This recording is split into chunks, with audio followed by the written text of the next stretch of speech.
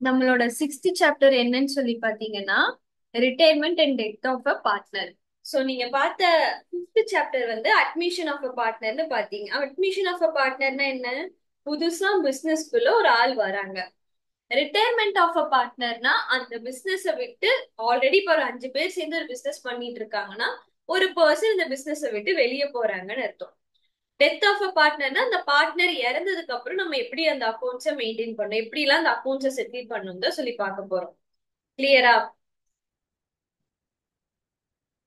சரி, எனக்கு ஒரு விஷயம் சொல்லுங்க. உங்க எல்லாத்துக்கும் நியூ ப்ராஃபிட் ஷேரிங் ரேஷியோனா என்ன, ஓல்டு ரேஷியோனா என்ன, சாக்ரிஃபைசிங் ரேஷியோனா என்னன்னு தெரியுமா? அதுவே தெரியாம யாருக்காவது ஏதாவது டவுட்ஸ் இருக்கா?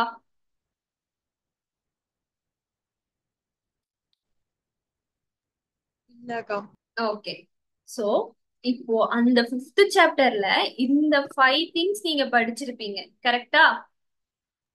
கூட இங்க நம்ம என்ன பண்ண போறோம்னா settlement of the amount due to retiring partner. ஒரு பார்ட்னர் ரிட்டையர் ஆகி போறான்னா அக்கௌண்ட்டை எப்படி செட்டில் பண்ணி அனுப்பணும்னு பார்க்க போறோம். சரியா? நான் இன்னைக்கு ஒவ்வொரு டாபிக்கா எடுக்கிறேன். நான் சொன்ன மாதிரி 5 டேஸ் இந்த சாப்டருக்கு வச்சுக்கலாம். அண்ட் மிச்சம் ஏதாவது இருந்துச்சுன்னா 2 3 நாள் போட்டுக்கலாம். ஓகே, இந்த 5 டாபிக்ஸ்க்கு 5 டேஸ்ல நான் முடிக்க ட்ரை பண்றேன். சரி, ஃபர்ஸ்ட் ஒன் என்ன? Distribution of accumulated profit reserve losses. அப்படியே உங்களுக்கு அட்மிஷனையும் நான் ரீகால் பண்றேன், லிசன் பண்ணிக்கோங்க. அட்மிஷன் ஆஃப் அ பார்ட்னர்ல இந்த டாபிக் நம்ம எப்படி பார்த்தோம்? புதுசா ஒரு பார்ட்னர் உள்ள வரானா ஆல்ரெடி இருக்கிற ப்ராஃபிட் ரிசர்வ்ஸ் லாசஸ் எல்லா ஃபண்டுமே ஒர்க்மேன் காம்பன்சேஷன் ஃபண்ட்ல இருந்து எல்லா விதமான ரிசர்வ்ஸ் அண்ட் ஃபண்ட்ஸ் என்ன பண்ணணும்? ஓல்டு பார்ட்னரோட கேபிட்டல் அக்கௌண்ட்டுக்கு ஓல்டு ப்ராஃபிட் ஷேரிங் ரேஷியோல டிரான்ஸ்ஃபர் பண்ணுவோமா?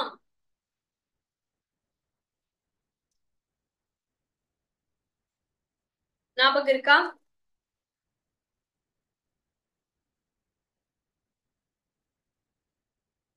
யாரும் மியூட் பண்ணாதீங்க, எல்லாரும் அன்மியூட் பண்ணிக்கிறீங்க. எஸ் ஆர் நோ சொல்ல மாட்டீங்களா? இருக்குக்கா. ஓகே. சோ இப்போ இங்க என்ன பார்க்க போறீங்கன்னா அங்க பார்த்த அதே என்ட்ரி தான் வரப்போகுது, ஒரே ஒரு டிஃபரன்ஸ். இப்போ ஒரு பார்ட்னர் பிசினஸ் விட்டு போறானா நீங்க என்ன பண்ணணும்னா ஆல்ரெடி பார்த்துட்டு இருந்த புக்ஸ் ஆஃப் அக்கௌண்ட்ஸ் க்ளோஸ் பண்ணிட்டு ஃப்ரெஷ்ஷா ஒரு அக்கௌண்ட்ஸ் வந்து ஆரம்பிப்பீங்க. சோ க்ளோஸ் பண்றதுன்னா என்ன? பிசினஸ்ல என்னென்ன ப்ராஃபிட் இருக்கோ, என்னென்ன லாசஸ் இருக்கோ, என்னென்ன ரிசர்வ் ஃபண்ட் இருக்கோ அத எல்லா பார்ட்னர்ஸ்க்கும் நம்ம பிரிச்சு கொடுத்துருவோம். ரிட்டையர் ஆக போற பார்ட்னரையும் சேர்த்து நம்ம பிரிச்சு கொடுப்போம். ஓகேவா? அங்க ஓல்டு பார்ட்னர்ஸ்க்கு மட்டும், இங்க ஆல் பார்ட்னர்ஸ். அதுதான் டிஃபரன்ஸ். மத்தபடி அங்க பார்த்து அதே என்ட்ரி தான் இங்க வரும். இங்க பாருங்க.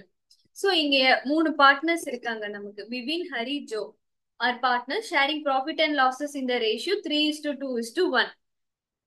ஒரே செகண்ட்.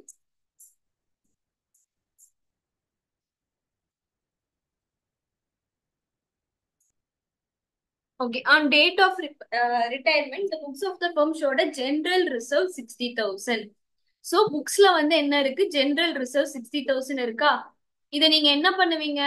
இருக்கிற 3 பார்ட்னர்ஸ்க்கும் அவங்களோட ப்ராஃபிட் ஷேரிங் ரேஷியோல பிரிச்சு கொடுக்கணும். So general reserve to that partners capital account, all partners capital account in old profit sharing ratio. கிளியரா?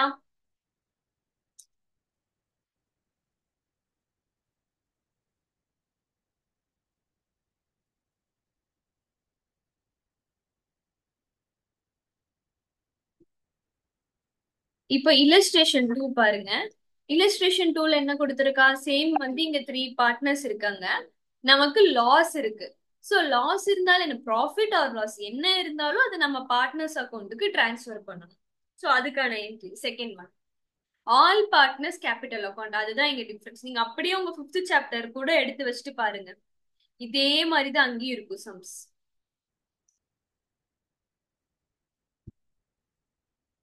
சி, இப்ப இல்லஸ்ட்ரேஷன் 3ல வந்து என்ன கொடுத்திருக்கா? அந்த டேபிளர் காலம் நமக்கு கொடுத்துட்டால அசெட்ஸ் அண்ட் லைபிலிட்டிஸ்னு பேலன்ஸ் ஷீட் வந்து கொடுத்திருக்கான். அப்ப இப்ப என்ன பண்ணுவீங்க? ஒவ்வொரு விஷயமா நீங்க பார்க்கணும். நமக்கு ஏதாவது ரிசர்வ் ஃபண்ட் இருக்கா, ப்ராஃபிட் அண்ட் லாஸ் ஏதாவது இருக்கா, ஒர்க்மேன் காம்பன்சேஷன் ஃபண்டோ இல்ல வேற ஏதாவது ஃபண்ட் இருக்கா அப்படின்னு சொல்லிட்டு பார்க்கணும். அப்படி இருந்துச்சுன்னா அத all partners capital account in old profit sharing ratio வந்து நீங்க டிரான்ஸ்ஃபர் பண்ணுவீங்க. ஓகே. சோ இந்த கொஸ்டின்ல நமக்கு என்னென்ன இருக்கு? ப்ராஃபிட் அண்ட் லாஸ் இருக்கு, ஜெனரல் ரிசர்வ் இருக்கு, ஒர்க்மேன் காம்பன்சேஷன் ஃபண்ட் இருக்கு. கரெக்டா? சி, சோ அது மூணையும் இங்க நமக்கு வந்து ப்ராஃபிட்ஸ் இருக்கு. கரெக்டா? லயபிலிட்டி சைடு இருக்குது நம்ம ப்ராஃபிட். சோ அது மூணுமே ஓல்டு பார்ட்னர்ஸ் இல்ல, all partners capital account in old profit sharing ratio நீங்க டிரான்ஸ்ஃபர் பண்ணிருக்கீங்க. புரியுதா? யாருக்காவது ஏதாவது டவுட்ஸ் இருக்கா?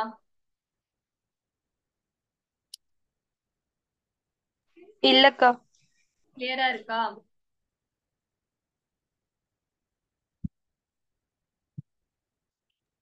அடுத்த கிளியர்க்கா. ஓகேப்பா. ரீவேல்யூவேஷன் எடுக்கட்டா? ஆக்சுவலி நான் ரீவேல்யூவேஷன் வந்து இங்க எடுக்க போறது இல்ல, நான் ஜஸ்ட் உங்களுக்கு எக்ஸ்பிளைன் தான் பண்றேன். ஏன்னா இது ஆல்ரெடி உங்களுக்கு தெரிஞ்ச அக்கௌண்ட் தான்.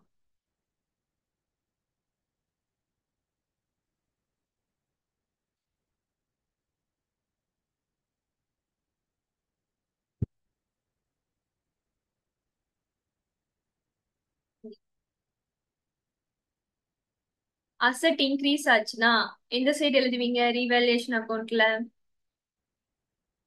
இதே ஃபார்மேட் தானடா நீங்க அங்கேயும் படிச்சீங்க அப்ப ஃபிஃப்த் சாப்டர். அசெட் இன்க்ரீஸ்னா நமக்கு ப்ராஃபிட், அதனால கிரெடிட் சைடுல இருக்கும். ஹலோ. ஓகே. Okay okay. ம். அடுத்தது லயபிலிட்டி டிக்ரீஸ் ஆச்சுனாலும் கிரெடிட் சைடு Liability வரும்க்கா. decrease asset side, I mean credit side தான் வரும். ஓகேவா? புரியுதா? ஏதாவது டவுட்ஸ் இருக்கா? அங்க என்ன பாத்தீங்களோ அதே இங்க இருக்கா? ஆமாக்கா. நான் சொன்னேன்னா ஃபிஃப்த் சாப்டர் வந்து எந்த அளவுக்கு உங்களுக்கு டைம் எடுக்குதோ சிக்ஸ்த் சாப்டர் அந்த அளவுக்கு சீக்கிரம் உங்களுக்கு முடியும். சரி, இங்க கொடுத்திருக்கா increase in value of premises. இங்க என்னது, இது அசட்டா லைபிலிட்டியா? இன்க்ரீஸ் ஆகுதா டிக்ரீஸ் ஆகுதா? Asset increase credit side. கரெக்டா? அசெட் இன்க்ரீஸ் ஆகுது, so credit side by premises அக்கௌண்ட்னு எழுதியிருக்கோம். அடுத்தது டெப்ரிசியேஷன். ஸ்டாக் வந்து 3000 கம்மியாகுது, மெஷின் வந்து 6500 கம்மியாகுது. சோ நமக்கு அசெட் டிக்ரீஸ் ஆகுதா? ஸ்டாக் டு மெஷினரின்னு எழுதியிருக்கோம். தென் நம்மளோட லயபிலிட்டி இன்க்ரீஸ் ஆகுது, ஒரு அவுட்ஸ்டாண்டிங் லயபிலிட்டி எக்ஸ்ட்ரா நம்ம கிரியேட் பண்றோம், provide and outstanding liability. So இப்ப பேலன்ஸ் பண்ணி ரீவேல்யூஷன்ல ப்ராஃபிட்டா லாஸான்னு கண்டுபிடிச்சிருக்கோம். அங்க என்ன பண்ணுவீங்க? Old partners capital account in old profit sharing ரேஷியோன்னு போடுவீங்க. கரெக்டா? ரிட்டையர்மெண்ட் ஆர் டெத் பொறுத்த அளவுக்கு all partners capital account in old profit sharing ratio நீங்க நரேஷன் எழுதுங்க.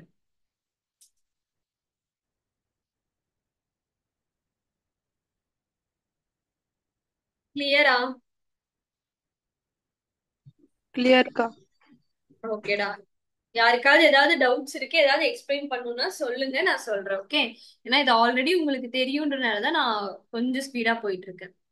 அண்ட் இங்கேயும் பாருங்க, அசெட்டோட வேல்யூ இன்க்ரீஸ் ஆகுது, அசெட்டோட வேல்யூ டிக்ரீஸ் ஆகுது, provision would be made. So என்ன பண்றோம், நம்ம லயபிலிட்டி கிரியேட் பண்றோம்.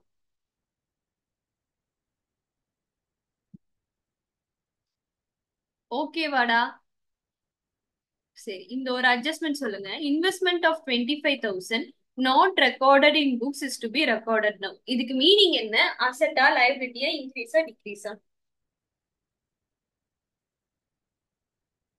அசெட்க்கா. அசெட் என்ன ஆகுது? இன்க்ரீஸ். சூப்பர்டா. சோ அப்ப உங்களுக்கு ரீவேல்யூஷன்ல நீங்க தரவா இருக்கீங்க. கரெக்டா?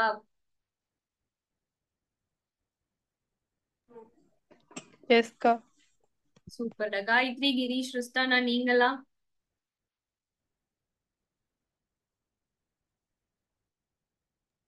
ஓகேக்கா. ஓகேடா. சரி, அப்ப நான் என்ன பண்றேன்னா, நம்ம 2 டேஸோட டாபிக் ஆக்சுவலி இன்னைக்கு நம்ம முடிச்சிருக்கோம். நாளைக்கு நான் உங்களுக்கு கெய்னிங் ரேஷியோ எடுக்கிறேன். பெருசா வித்தியாசம் எல்லாம் இல்லடா, ஜஸ்ட் இன்னைக்கு ஒரு இன்ட்ரோ கொடுக்குறேன். சம் வைஸ் நம்ம நாளைக்கு பார்க்கலாம். ஓகே? இப்போ ஃபிஃப்த் சாப்டரோட அட்வான்ஸ் வெர்ஷனா தானக்கா இருக்கும் அது? என்னப்பா? ஃபிஃப்த் சாப்டரோட நெக்ஸ்ட் லெவல் மாதிரி தானக்கா இருக்கும், இல்ல நெக்ஸ்ட் சேம் அதே லெவல்ல மாதிரி இல்ல, தான் வரும்? சேம் லெவல் தான். நீ இப்ப நீங்க 6 சம்ஸ் நம்ம பார்த்தோம். மீன் 6 சம்ஸ் நான் முடிச்சிருக்கேன் உங்களுக்கு. நான் ஜஸ்ட் உங்களுக்கு ஒரு ஓவர்வியூ மாதிரி தான் கொடுத்துருக்கேன். ஏதாவது டிஃபரன்ஸ் இருந்துச்சா? இருக்கிற ஒரே ஒரு டிஃபரன்ஸ் என்னன்னா, நான் சொல்றேன்ல, ஃபிஃப்த் சாப்டர்ல நீங்க ஓல்டு பார்ட்னர்ஸ்க்கு ஓல்டு ப்ராஃபிட் ஷேரிங் ரேஷியோல கொடுப்பீங்க. சிக்ஸ்த் சாப்டர்ல ஆல் பார்ட்னர்ஸ்க்கு in old profit sharing ratio கொடுப்பீங்க. அவ்வளவுதான் டிஃபரன்ஸ். ஓகேக்கா.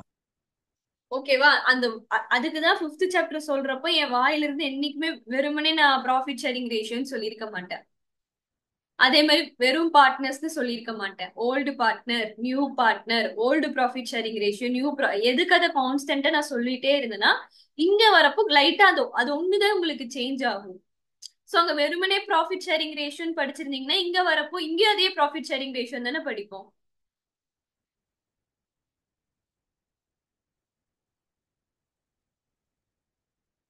சரி, இங்க பாத்தீங்கன்னா புதுசா ஒரு ரேஷியோ படிப்பீங்க. என்னதுன்னா கெய்னிங் ரேஷியோ. அது ஏன் கெய்னிங் ரேஷியோனா இப்போ அங்கேயே நம்ம சாக்ரிஃபைசிங் ரேஷியோன்னு அதை சொன்னோம். புது பார்ட்னர் உள்ள வர்றதுனால பழைய பார்ட்னர் அவனோட ப்ராஃபிட்டை எவ்வளவு சாக்ரிஃபைஸ் பண்றான், அவன் ப்ராஃபிட் அவனுக்கு எவ்வளவு கம்மி ஆகுதுன்றனால சாக்ரிஃபைசிங் ரேஷியோன்னு சொன்னோம். கரெக்டா?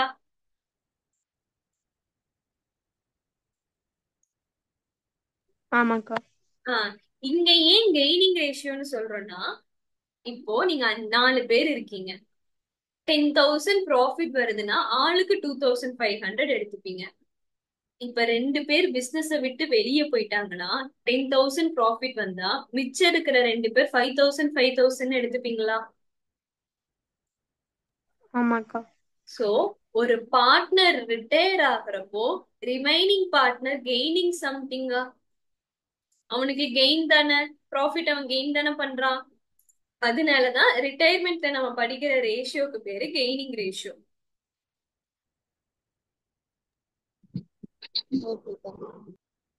சாக்ரிஃபைசிங் ரேஷியோக்கு ஃபார்முலா என்ன? Share sacrifice equal to old share minus new share. Old share minus new ஷேரா? கெய்னிங் ரேஷியோக்கு அப்படியே opposite, new share minus old share.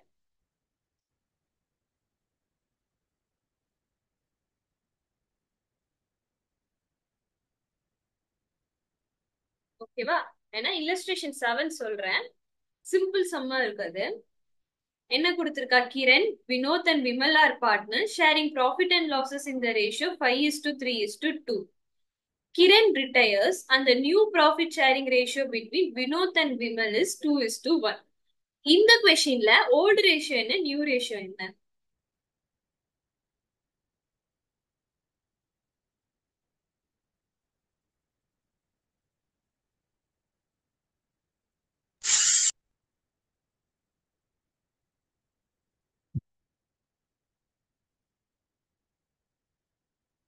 Old ratio எது, நியூ ரேஷியோ எது?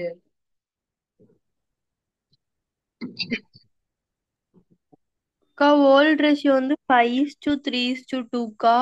ஓகே. நியூ ரேஷியோ வந்து 2:1. ஓகே. அப்போ கெய்னிங் ரேஷியோக்கு நான் ஃபார்முலா என்ன சொன்னேன்? New ratio minus old ratio. So new share minus old ஷேர்னு போட்டா நமக்கு நம்மளோட கெய்னிங் ரேஷியோ கிடைச்சிடும். ஓகேவா? இங்க ஆக்சுவலி விஷயம் என்னன்னா 5th சாப்டரும் 6th சாப்டரும் சேர்த்து உங்களுக்கு எக்ஸாம்ல கொடுக்கறப்போ கொஸ்டினை ப்ராப்பரா படிச்சு பாருங்க.